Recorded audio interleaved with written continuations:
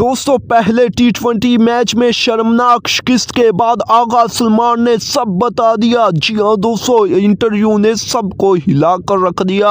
आइए जानते हैं पाकिस्तान टीम किन खिलाड़ियों की वजह से पहला टी20 मैच हार चुकी है। और दूसरे यहाँ पर शुएब अख्तर ने फिर ऐसी क्लास ली इन खिलाड़ियों की कि भाई साहब सब हैरान रह गए। जी हाँ दोस्तों, बाबर आजम के खिलाफ क्या कुछ यहाँ पर उगल डाला शुएब अख्तर ने और क्या कुछ बोल डाला है वो भी बताते हैं। यहाँ पर किस तरीके से यहाँ पर शाहीन अफरीदी और बाबर आजम की क्लास लेते हुए बेइज्जती किया शुएब अख्तर ने, वो भी आप लोगों के साथ इसी वीडियो में शेयर करते हैं। सबसे पहले जानते हैं कि भाई साहब आगा सलमान ने क्या कुछ कह डाला और कौन से खिलाड़ियों की वजह से पाकिस्तान टीम मैच हारी है और किन खिलाड़ियों ने पाकिस्तान टीम को ये मैच जानबूझकर हरवाया। आइए जानते हैं मुकम्मल तफसीलात और इस मैच की समरी जानते हैं। लग आप लोगों को पता जाएगा कि भाई साहब टीम के अंदर चल क्या रहा है। वही बात यानी कि शाहीन के पास दोबारा पावर आई है, वो फिर से यानी कि एटीट्यूड दिखाने लग गया और जब एटीट्यूड दिखाएगा आप लोगों के सामने रिजल्ट आएगा।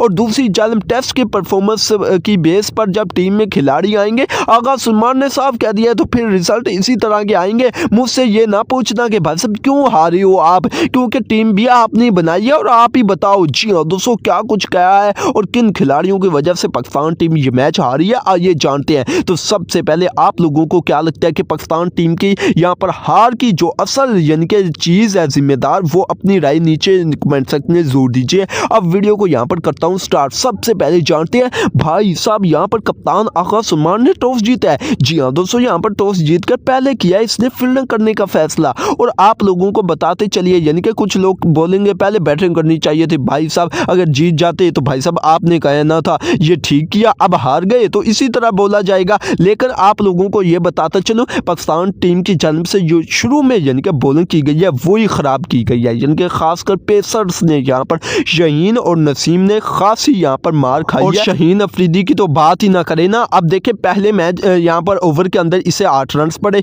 यहाँ पर दूसरा ओवर जो कि नसीम शाह करवा रहे थे अपना पहला ओवर, उससे 12 पड़े। उसके बाद तीसरा ओवर यानी कि शाहीन अफरीदी कुल मिलाकर अपना दूसरा ओवर फेंकने के लिए आया, इसे यहाँ पर 8-9 रन फिर पड़े। लेकिन उसके बाद नसीम शाह को चौथे ओवर में अच्छी खासी यहाँ पर उसकी धुलाई और 16 रन पड़ गए। और आप लोगों को बताते चलिए यहाँ पर रन्स के अंवार लगी है। उसके बाद यहाँ पर साइम अयूब आते हैं और यहाँ पर कवर करने की कोशिश करते हैं, लेकिन पहली बॉल पर चौका खाने के बाद दूसरी बॉल पर यहाँ पर कम बैक कर जाता है और डी कोक को जो कि यहाँ पर अच्छी खासी दुर्गत बना रहा होता है, 23 रन बना चुका होता है, उसे आउट कर देता है। जिसके बाद पाकिस्तानी बॉलर्स में यहाँ पर एक बार फिर से यानी कि खुशी की लहर आती है। लेकिन भाई साहब यहाँ पर हेंड्रिक्स और यहाँ पर डिजोर्जी बताता है कि भाई साहब ये आप पागल बने हुए हो, हम यहाँ पर बताते हैं किस तरीके से बैटिंग की जाती है और बॉलिंग की जाती है। जी हाँ दोस्तों, यहाँ पर एक एक पाकिस्तानी बॉलर की धुलाई हुई है और गिन गिन कर बदले ली गई हैं। उसके बाद पाकिस्तानी यहाँ पर स्पिनर्स ने पाकिस्तान टीम को बचाया, अगर असल बचाने की कोशिश की है। अगर पाकिस्तान टीम की बॉलिंग की बात की जाए तो आप लोगों को बताते चलिए असल पता आप लोगों को अब चलेगा कि टीम के अंदर हुआ क्या है। अब देखें यहाँ पर मोहम्मद नवाज ने 3 विकेटें 4 ओवरों के अंदर 26 रन। सलमान अली आका ने खुद यहाँ पर कप्तान ने 1 ओवर के अंदर 15 रन दे दिए। उसके बाद इब्रार अहमद ने 4 ओवरों के अंदर 42 रन, जहां पर नवाज 4 ओवरों में 26 दे रहा है। साइम अयूब 4 ओवरों में 31, नसीम शाह 3 ओवरों में 34 और इसने लास्ट वाला ओवर अच्छा गिरा दिया। उसके बाद शाहीन अफरीदी ने 4 ओवरों के अंदर 45। भाई साहब 1 विकेट यहाँ पर बॉलर की ली है, 4 ओवरों में 45। यानी कि अंदाजा लगाएं यार, ये हमारा प्रीमियम फास्ट बॉलर है। यानी कि एक भी विकेट नहीं मिली, वो तो लास्ट ओवर में लास्ट वाली बॉल पर बॉलर आउट हो गया, वो 1 विकेट की वजह से इसको 1 विकेट मिल गई है। वरना हालत देख ले, 4 ओवरों के अंदर 45 रन। यार यानी कि अंदाजा लगाएं ये प्रीमियम फास्ट बॉलर है जो कि कहता है मैं खुद को अपने आप को यानी कि ऑलराउंडर भी मानता है। उसके बाद मैं आप लोगों को यहाँ पर बैटिंग बताता हूँ। पाकिस्तान टीम की जब बैटिंग आती है साहबजादा फरहान और साइम अयूब आता है मैदान में यहाँ पर बैटिंग करने के लिए। लेकिन भाई साहब यहाँ पर साहबजादा फरहान वो तो पाकिस्तानी है ना, उसको तो बेचारे को करनी पड़ेगी। दूसरे जो है वो तो भाई साहब पर्ची है, वो तो टीम से जा नहीं सकती, वो अकेला पाकिस्तानी है। अगर यहाँ पर पाकिस्तान टीम हारती है तो सवाल भी उसी से होगा, क्योंकि भाई साहब आप यानी कि बताएं साइम अयूब से कौन पूछ सकता है कि भाई साहब आपने क्या किया, पहले कौन सा इससे कोई यानी कि सवाल हुआ है। अब देखें यहाँ पर साहबजादा फरहान ने 19 बॉलें खेली हैं, 24 रन बने हैं, ये स्ट्राइक रेट कम नहीं हो गया? बिल्कुल कम हो गया। जब आपके साथ वाला 9 बॉलों पर 2 रन बना रहा होगा तो भाई साहब साथ वाला यानी कि जो अच्छा खासा खेल रहा है वो बेचारा करेगा क्या?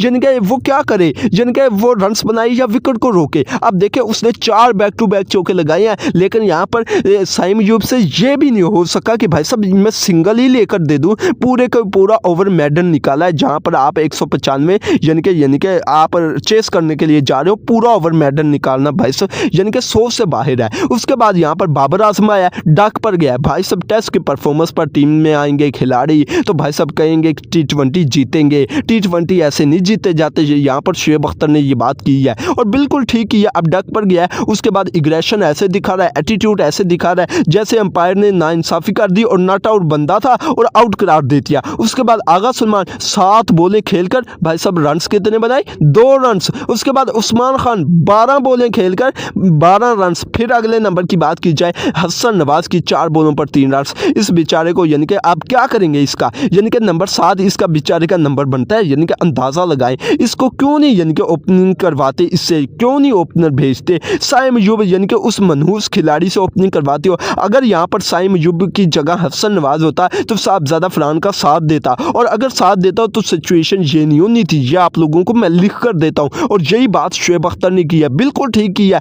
यानी कि अगर यहाँ पर साइम अयूब की जगह यानी कि साहबजादा फरहान और हसन नवाज होता तो भाई साहब पाकिस्तान ने अच्छी ओपनिंग करनी थी, और पाकिस्तान अगर ओपनिंग कर लेता है तो भाई साहब पाकिस्तान टीम जीत सकती थी। और यहाँ पर उसके बाद अगले नंबर की बात की जाए, राना फहीम अशरफ ने यहाँ पर 1 रन बनाया है। उसके बाद मोहम्मद नवाज ने अच्छे खासे रन बनाए हैं। इसी बंदे ने यहाँ पर पाकिस्तान टीम को सहारा दिया है, क्योंकि इसी से सवाल होगा कि आपको मैच विनर कहा जाता है, किस लिए कहा जाता है? आप टीम को तो जितवाते नहीं। इस बंदे ने 3 विकेटें ली हैं। उसके बाद बैटिंग की है भाई साहब, 4 चौके 2 छक्के लगाए हैं और 40 प्लस रन बनाए हैं। अंदाजा लगा ले 200 के स्ट्राइक रेट से खेल कर गया है। उसके बाद शाहीन अफरीदी जिसे ऑलराउंडर कहा जाता है, उसने 5 बॉलों पर 4 रन बनाए और यूं पाकिस्तान टीम को पहले T20 मैच में इबरतनाक शिकस्त मिली। और इस शिकस्त के बाद आगा सलमान का ये कहना था कि हमसे पहले नंबर पर जो कि यहाँ पर बॉलिंग अच्छी नहीं हुई, और बिल्कुल ठीक है। और ख़ासकर यहाँ पर पेसर्स की तरफ इशारा किया और करना भी चाहिए। अब देखिए शाहीन अफरीदी कहीं से लग रहा था कि भाई साहब ये वही बॉलर है जिसने एशिया कप में अच्छी बॉलिंग की।